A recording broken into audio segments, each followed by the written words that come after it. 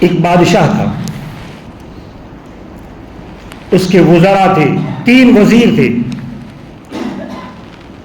اس نے اپنے وزراء کو ایک ایک تھیلا دیا، خالی بڑا تھیلا، کہ میرے باغ میں سے اس کو تم بھر کے لاؤ، میں دیکھتا ہوں تم کیا بھر کے لاتے ہو. اب تینوں باغ میں گئے تھیلا بھرنے. کیا بھرنا چاہیے؟ ہر آدمی سوچتا ہے. تو تینوں سوچ رہے تھے کہ کیا بھرا جائے بھائی اس میں. ایک نے سوچا کہ بادشاہ کے پاس تو سب کچھ ہے، بادشاہ کو کیا ضرورت ہے، بلا ضرورت اس نے ہم کو کام پر لگا دیا ہے.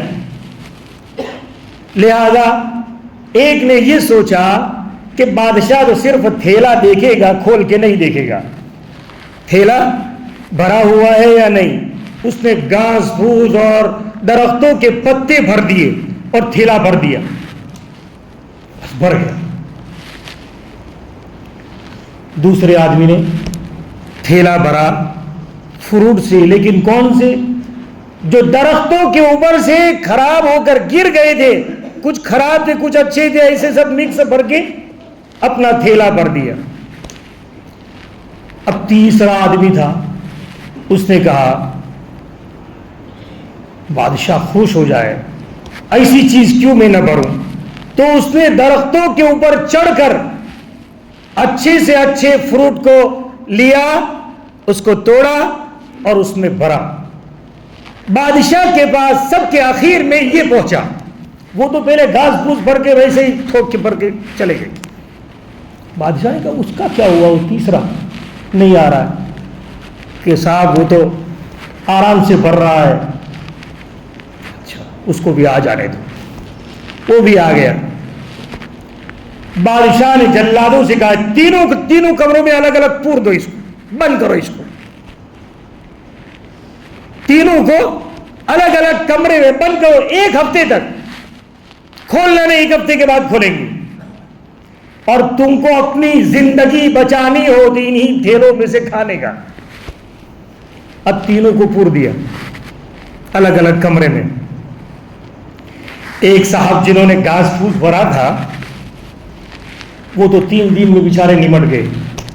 کیا کھائے گا؟ گھاس پھوس کھائے گا. وہ 3 دن میں مر گیا.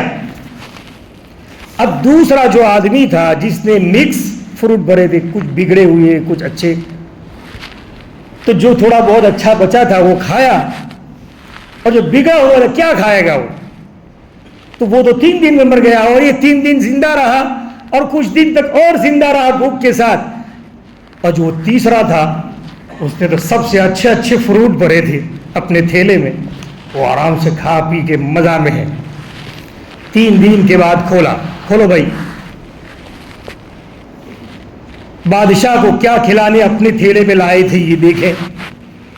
بادشاہ کو کھلانے کے لیے ان کو کہا گیا تھا کہ بادشاہ کے لیے تھیلا بھر کے لاؤ. کیا بھر کے لائے دیکھتے ہیں.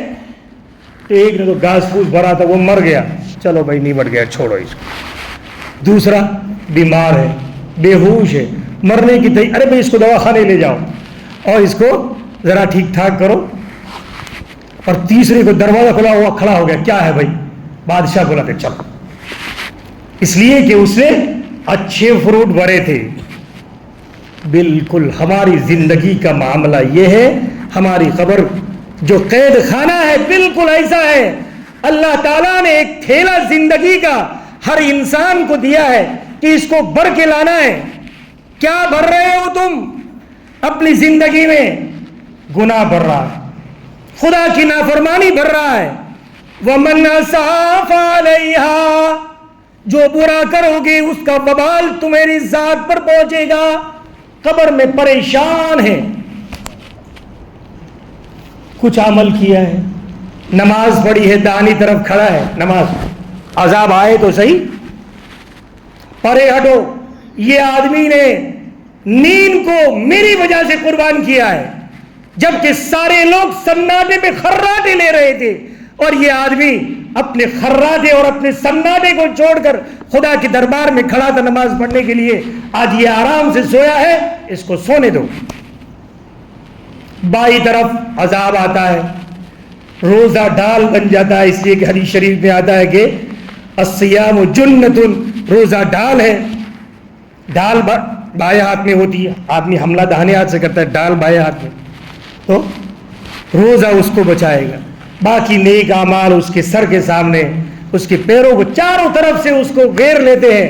یہ تھیلا اچھا بھر کے لایا ہے، اچھا تھیلا تم نے اپنی ذات کے لیے بھرا ہے، تمہارے پروردگار کو تمہارے تھیلے کے بھرے ہوئے کا فائدہ تمہارے پروردگار کو نہیں ہے، تمہیں تمہاری ذات میں.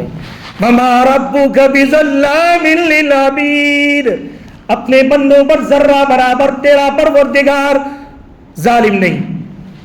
جو لایا ہے ہو اسی تھیلے کو میں آپ کو